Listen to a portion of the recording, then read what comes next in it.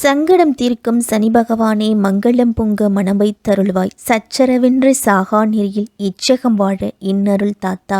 தமிழ் வருடம் குரோதி ஆண்டு 2025 திருக்கணிதப்படி 29/3/2025 சனிக்கிழமை இரவு 9:45 சனி பகவான் கும்பராசியிலிருந்து மீன ராசிக்கு பேச்சியாக போறாரு. 29/3/2025 3/6/2027 வரைக்கும் 2.5 ஆண்டு காலத்துக்கு மீன ராசியில சனி பகவான் சஞ்சரிக்க போறாரு. சனி பகவானுக்கு குரு பகவான் சமகிரகம் அப்படின்னு சொல்லலாம். புதன் நட்பு கிரகம். சனி பகவான் இருக்கும் இடத்தை விடவும் அவருடைய பார்வைக்கு பலன் அப்படிங்கிறது அதிகம் உண்டு. அவருடைய பார்வை அப்படின்னு பார்த்தோம்னா 3ஆம் இடம், 7ஆம் இடம், 10ஆம் இடம், 3ஆம் இடமான ரிஷப ராசியையும் 7ஆம் இடமான கன்னி ராசியையும் 10ஆம் இடமான தனுசு ராசியையும் பார்க்கறாரு சனி பகவான். கிரக பெயர்ச்சியிலேயே முக்கியமா நம்ம பார்க்கப்படுவது சனி பெயர்ச்சி தான். சனி பகவான் நீதிகாரகன். நாம் செய்யக்கூடிய கர்மங்களுக்கு ஏற்ப நல்ல பலன்களையும் கெடு பலன்களையும் கொடுக்கக்கூடியவர் தான் சனி பகவான். அதே மாதிரி 12 ராசிகளிலேயும் இந்த சனி பகவான் மாற்றத்தையும் கொடுப்பாரு. 7.5 சனி அப்படிங்கிறது 7.5 ஆண்டுகள் நடக்கும். முதல்ல 2.5 வருடம் விரய சனியாவும், அடுத்து வரக்கூடிய 2.5 வருடம் ஜென்ம சனியாவும், அடுத்து வரக்கூடிய 2.5 வருடம் பாத சனி அப்படின்னு இந்த 7.5 வருடத்தையும் பிரிச்சு நமக்கு கொடுத்திருக்கிறாங்க. சனி பகவான் தனது சொந்த ராசியான கும்ப ராசியிலிருந்து மீன ராசிக்கு பேச்சியாகிறாரு. சனி பகவான் தர்ம காரகன்னு சொல்லலாம், தொழில் காரகன், ஆயுள் காரகன், ஒட்டுமொத்த உடலின் இயக்கத்துக்கு காரகத்துவம் கொண்டவர்னா சனி பகவான் தான்.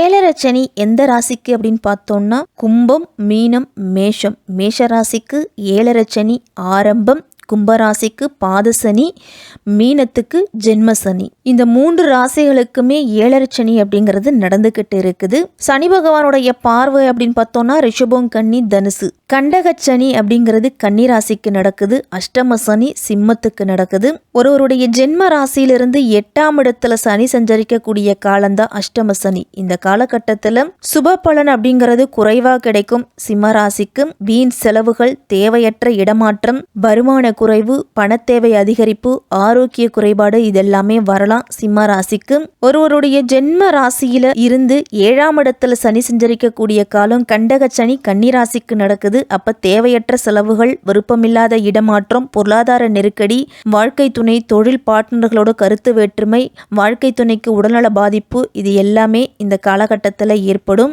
இந்த 7.5 சனி காலகட்டத்தில் கந்த சஷ்டி கவசம் பாராயணம் பண்ணிட்டு வந்தீங்க அப்படின்னா சனி பகவானுடைய கோபம் அப்படிங்கிறது தனியும். மார்ச் மாதம் 29ஆம் தேதி நடக்கக்கூடிய சனி பெயர்ச்சி 12 ராசிக்காரர்களுக்கும் எப்படிப்பட்ட மாற்றங்களையும் எப்படிப்பட்ட பலன்களையும் கொடுக்க போகுது அப்படின்னு விரிவாவே தெரிஞ்சுக்க போறோம்.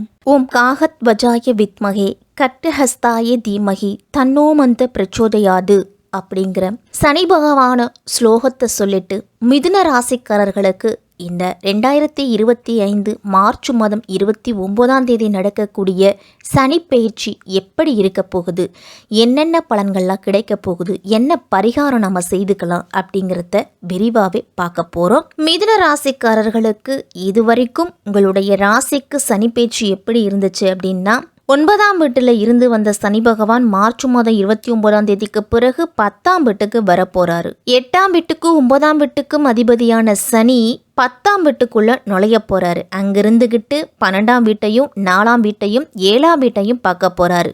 சனி 9 விட்டு பாக்கியஸ்தானத்துல இருந்தார். இப்போ அது ஒரு நல்ல இடம்.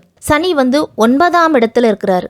9ஆம் இடம் அப்படிங்கிறது பாக்கியஸ்தானம். பாக்கியஸ்தானத்துல சனி இருந்தாலும் சனியோட பார்வை 11/3 6ஆம் வீட்டில் விழுது. 11ஆம் வீட்டில் சனி பார்வை கிடைக்குது அப்படின்னா அந்த இடத்தையே காலி பண்ணிடுவார். அப்போ லாப வீட்டை சனி பார்த்தார் அப்படின்னா லாபம் அப்படிங்கிறது மிதுன ராசிக்காரர்களுக்கு கிடைச்சிருக்காது. என்னதான் எண்ணெய் தடவிக்கிட்டு உருண்டு புரண்டாலும் ஒட்டுற மண்ணு தான் ஒட்டும் அப்படிங்கிற ஒரு பழமொழி இருக்கு. அந்த பழமொழி மாதிரியே உழைப்புக்கு தகுந்த பலன் அப்படிங்கிறது கிடைச்சிருக்காது. எவ்வளவு கஷ்டப்பட்டாலும் பணம் அப்படிங்கிறது வந்தே இருக்காது.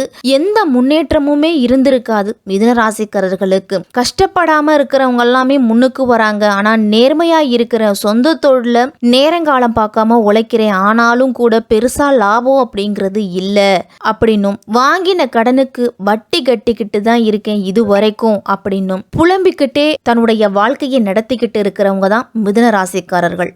3ஆம் வீட்டை இதுவரைக்கும் பார்த்திருப்பாரு. சகோதரஸ்தானத்தை சனி பகவான் பார்க்கறதால அண்ணன் தம்பிக்குள்ள பிரச்சனை அப்படிங்கிறது இருந்திருக்கும். அண்ணன் தம்பிக்குள்ள சின்ன சின்ன மனஸ்தாபங்களால பிரிவு அப்படிங்கிறது வந்திருக்கும். 6ஆம் வீட்டை சனி இருக்கிறது கொஞ்சம் நல்லது தான். நோய் அப்படிங்கிறது குறையும். 6ஆம் இடம் அப்படிங்கிறது ருணரோக சத்ருஸ்தானம். கடன், நோய், பகையை குறிக்கக்கூடிய இடத்துல சனி பகவானுடைய பார்வை இருக்குது அப்படிங்கிறதால அந்த ஆதிபத்தியங்கள் எல்லாமே உங்களுக்கு குறைச்சி கொடுப்பார். நோய் இருந்துச்சுன்னா அது நீங்கும், கடன்கள் அடைபடும், போட்டி பொறாமைகள் அப்படிங்கிறது நீங்கும். வட்டிக்கு கடன் வாங்கி இருக்க மாட்டீங்க, வீட்டில் இருக்கக்கூடிய நகையை வச்சு அப்படி இப்படின்னு பேங்க்ல கொண்டு வச்சு நம்மளுடைய தேவைக்கு வச்சுக்கிறதும் அதை புரட்டிக்கிறதும் இந்த மாதிரியான சூழ்நிலை தான் மிதுனராசிக்காரர்களுக்கு இருந்திருக்கும். சனி 10ஆம் வீட்டுக்கு வருவதால மிதுனராசிக்காரர்களுக்கு என்னென்ன மாற்றங்கள் நடக்க போகுது அப்படின்னா, கர்மஸ்தானத்திலிருந்து தொழில் ஸ்தானத்துக்கு சனி வரும்பொழுது மிகப்பெரிய ராஜயோகத்தை கொடுக்க போறாரு. சனி பகவானுடைய பார்வை 12ல் விழுது. அப்ப விரைய செலவை பார்க்குறாரு சனி பகவான். அதனால தெண்ட செலவுகள் அப்படிங்கிறது குறையும். இனிமேல் இதுவரைக்கும் குடும்பத்துக்குள்ள ஒருவர் மாற்றிக்கு ஒருவருக்கு உடல் ஆரோக்கிய பிரச்சனையால செலவு செய்திருப்பீங்க. திடீர்னு செலவுகள் வரும். சுப செலவுகளாக இருந்தால் கூட திடீர்னு வரும். இல்லை வண்டி வாகனங்களால் செலவுகள் அப்படிங்கிறது வந்திருக்கும். இந்த மாதிரி ஏதாவது ஒரு மருத்துவ செலவு அப்படிங்கிறது இதுவரைக்கும் இருந்துக்கிட்டு இருக்கும். இந்த சனி பேச்சுக்கு பிறகு மருத்துவ செலவு அப்படிங்கிறது குறையும். தொழிலில் முன்னேற்றம் இருக்கும். மண், மனை, இடம் அப்படிங்கிறத வாங்கலாம். இதெல்லாமே உங்களுக்கு சுப செலவாக மாறும். 9ஆம் வீட்டுக்கு ராகு வரப்போறாரு மிதுன ராசிக்கு. அதனால தந்தையாரோட உடல் ஆரோக்கியத்தில் கவனம் அப்படிங்கிறது தேவை. விவசாயம் செய்கிறவங்கெல்லாம் விஷச்சந்துக்கள் கடிக்கிறதுக்கு வாய்ப்புகள் அதிகம். அதனால இரவு நேரத்தில் வெளியில் செல்வதை வயதானவங்கள்லாம் குறைச்சிக்கணும். இரவு நேரத்தில் பயணம் செய்யும் பொழுதும் கவனமாக இருக்கணும். இந்த மிதுன ராசிக்காரர்களுக்கெல்லாம் சனிப்பேச்சு காலகட்டத்தில் இதுவரைக்குமே நான் தொழிலாளியாக தான் இருந்துக்கிட்டு இருக்கேன், எப்படியாவது நம்ம ஒரு கடை வச்சு முன்னேறணும்னு ரொம்ப நாளாக அதற்குண்டான முயற்சியையும் எடுத்துகிட்டு வந்திருப்பீங்க. ரொம்ப நாளாக ஆசையாகவும் இருக்கும் உங்களுக்கு. அந்த முயற்சிகளுக்கு ஏற்ற சந்தர்ப்பம் அப்படிங்கிறது கூடி வரும் இந்த சனிப்பேச்சு காலகட்டத்தில். அதை பயன்படுத்திக்கிங்க மிதுனராசிக்காரர்கள். அதே மாதிரி நிறைய யோசிப்பாங்க மிதுனராசிக்காரர்கள். ஆனால் ஒன்றுமே செயல்படுத்த முடியாது. செயல்படுத்தினா பணம் விரயம் ஆகிடுமோ, இல்லை நஷ்டம் ஏற்படுமோ, சண்டை வருமோ, ஏதாவது பிரச்சனை வந்துடுமோ அப்படின்னு யோசிச்சுக்கிட்டே இருப்பாங்களோ ஒழிஞ்சு ஒரு தெளிவான முடிவு அப்படிங்கிறது இது வரைக்கும் எடுத்திருக்க மாட்டாங்க.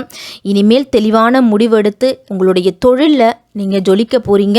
சனியோட பார்வை 4ஆம் வீட்டிலையும் விழுது. அப்போ தாயாரோட உடல் ஆரோக்கியத்திலையும் ஏதாவது ஒரு சின்ன பிரச்சனை அப்படிங்கிறது வரும். 7ஆம் வீடு அப்படிங்கிறது கலத்தரத்தில் சனி பகவானுடைய பார்வை விழுது. அப்போ கூட்டுத்தொழிலிருந்து தனித்து வருவீங்க. கூட்டுத்தொழில் செய்துட்டு வந்தாலும் அதில் பிரச்சனை ஏற்பட்டு விலகி வந்துடுவீங்க. சின்ன முதலீடு போட்டாவது தனியாக தொழில் செய்கிறதுக்கு முன் வருவீங்க. இனிமேல் நண்பர்கள் வகையில் கொடுக்கல் வாங்கல் இது எல்லாத்தையுமே வேண்டாம். அப்படி கொடுத்துருந்தாலும் வாங்கிருங்க, நீங்கள் வாங்கியிருந்தாலும் கொடுத்துருங்க. வெளிநாட்டு யோகம் அப்படிங்கிறது மிதுனராசிக்காரர்களுக்கெல்லாம் இருக்கு. சனியோட பார்வை 7ஆம் வீட்டுக்குள்ள விழுவதால குடும்பத்தில் அவ்வப்போது சின்ன பிரச்சனைகள் அப்படிங்கிறது, வாக்குவாதங்கள் அப்படிங்கிறது இருக்கும். வார்த்தைகள்ல மட்டும் சற்று நிதானத்தை கடைபிடிங்க. நட்புகள், உறவுகள் மீது அதிக அன்பு வைத்திருக்கக்கூடியவங்க தான் மிதுனராசிக்காரர்கள். மிதுனராசிக்கு இரட்டை குணம் அப்படிங்கிறது உண்டு. உங்கள் ராசிக்கு 9ஆம் இடத்துல இருக்கக்கூடிய சனி 10ஆம் வீட்டுக்கு பேச்சு ஆகுறாரு. 10ஆம் வீட்டில் பாவி கிரகமான சனி பகவான் வருவது நல்லது தான். 10ஆம் வீட்டில் சுப கிரகம் இருந்தால் தான் உங்களுக்கு கெட்டது அப்படின்னு சொல்லுவாங்க. பாவ கிரகம் அப்படிங்கிறது இருக்கலாம். தொழில்காரகனான சனி பகவான் தொழில் ஸ்தானத்துக்கு உங்களுக்கு புதிய வாய்ப்புகளையும் நல்ல அனுபவத்தையும் கொடுக்க போகிறாரு. தொழிலையும் வேலையிலையும் மெதுவான வளர்ச்சி அப்படிங்கிறது இருக்கும். இந்த மார்ச் மாதம் 29ஆம் தேதிக்கு பிறகு அரசு பணியில் இருக்கிறவங்களுக்கெல்லாம் மிகப்பெரிய முன்னேற்றம் உண்டாக போகுது. நீண்ட நாட்களாக நீங்கள் முயற்சி செய்துக்கிட்டு வந்த இடமாற்றம், பதவி உயர்வு, சம்பள உயர்வு இதெல்லாமே கிடைக்கும். உடலிலையும் சரி மனதிலையும் சரி புத்துணர்வு அப்படிங்கிறது பிறக்க போகுது. இதுவரைக்கும் ஏதாவது ஒரு எதிர்மறை சிந்தனை அப்படிங்கிறது இருந்துக்கிட்டே இருந்திருக்கும். அதையெல்லாம் தவிர்த்துட்டு நேர்மறை எண்ணங்களோடு எந்த பிரச்சனையாக இருந்தாலும் அணுக போகிறீங்க. வீட்டில் சுப செலவுகள் அப்படிங்கிறது உண்டாக போகுது. வீடு கட்டலாம், மனை வாங்கலாம். திருமண வயதில் இருக்கக்கூடிய பெண்களுக்கெல்லாம் திருமணத்துக்கு தேவையான பொருள்கள் வாங்கலாம். இந்த நேரத்தில் ஆடம்பரமான செலவுகளை குறைச்சிக்குங்க. தாயாரோட உடல் ஆரோக்கியத்தில் கவனமாக இருங்க. சனி பகவானோட 3ஆம் பார்வையா 12ஆம் வீட்டை பார்க்கறதால தூக்கம் அப்படிங்கிறது இருக்காது. தூக்கமில்லாத இரவுகள் அப்படிங்கிறது மிதனராசிக்காரர்களுக்கெல்லாம் ஏற்பட போகுது. சனி பகவானுடைய 7ஆம் பார்வையாக சுகஸ்தானத்தை பார்க்குறாரு. அப்போ உடல் ஆரோக்கியத்தில் கவனம் அப்படிங்கிறது தேவை. 10ஆம் பார்வையாக 7ஆம் வீட்டை பார்க்கறதால கணவன் மனைவியிடையே சண்டை சச்சரவு அப்படிங்கிறது இருந்துக்கிட்டே இருக்கும். மிதுன ராசிக்காரர்களுக்கு 12ஆம் வீட்டில் குரு இருந்ததால் நிறைய பிரச்சனைகள் அப்படிங்கிறது இருந்திருக்கும். குரு பேச்சுக்கு பிறகு ஓரளவு உங்களுக்கு மாற்றம் அப்படிங்கிறது நிகழும். தொழில் மற்றும் குடும்பங்கள்லாம் நிறைய இழப்பு அப்படிங்கிறது இருந்திருக்கும். அஷ்டமத்து சனியிலிருந்து விடுபடுவதால் சனி பேச்சு மிகப்பெரிய யோகமாக இருக்கும் மிதுன ராசிக்காரர்களுக்கெல்லாம்.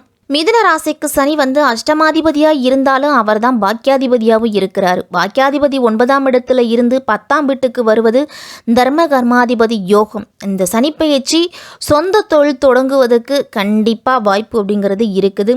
உத்தியோகத்தில் உள்ளவர்களுக்கெல்லாம் நல்ல யோகம் அப்படின்னு தான் சொல்லணும். இதுவரைக்கும் அரசாங்க வேலைக்காக முயற்சி செய்துகிட்டு இருக்கிறவங்களுக்கெல்லாம் வேலை வாய்ப்பு அப்படிங்கிறது கிடைக்கும். வாழ்க்கை துணை மற்றும் தொழில் கூட்டாளிகளோடு உங்களுடைய தொழிலை நடத்துவீங்க. தந்தை வழி சொத்துக்கள் அப்படிங்கிறது இந்த சனிப்பெயர்ச்சி காலகட்டத்தில் கிடைக்கும். இது நாள் வரைக்கும் கைகூடாத முயற்சிகளுக்கு அங்கீகாரம் அப்படிங்கிறது கிடைக்க போகுது.